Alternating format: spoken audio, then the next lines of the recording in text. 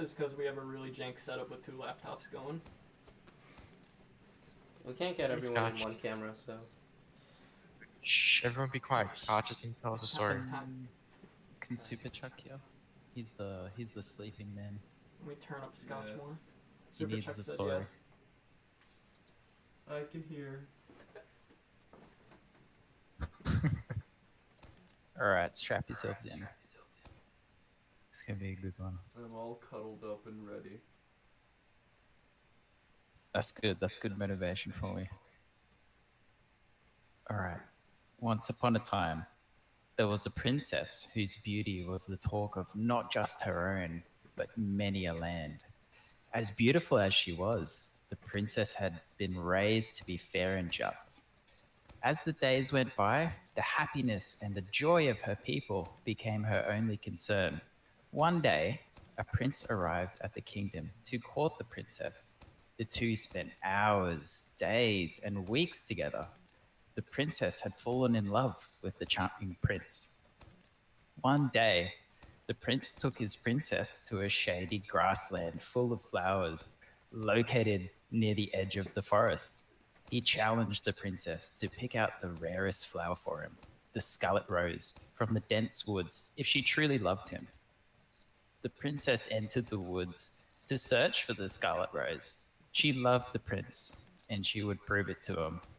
When she had almost given up, she saw a beautiful flower. The princess was fascinated by its beauty and reached out to touch it, but immediately fell asleep. The prince suddenly appeared. He had planned to steal the riches and jewelry of the princess. He took the valuables and abandoned the princess. When the princess did not return to her father, the king sent his soldiers far and wide to look for her. After a long search, they discovered her in the meadow, covered in vine. His advisors discovered that she had touched a scarlet rose and thus couldn't be awakened. The king tried every possible measure and potion to wake her up, but nothing happened.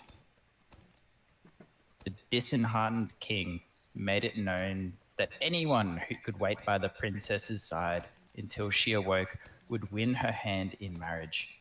Many suitors came drawn by the princess's beauty, but she slept on unaware. As time passed, her beauty faded, and so did almost all the suitors, except for one, a knight who knelt at the princess's side and hadn't moved since the time he had arrived. When the princess woke up, she saw the strong knight kneeling by her side.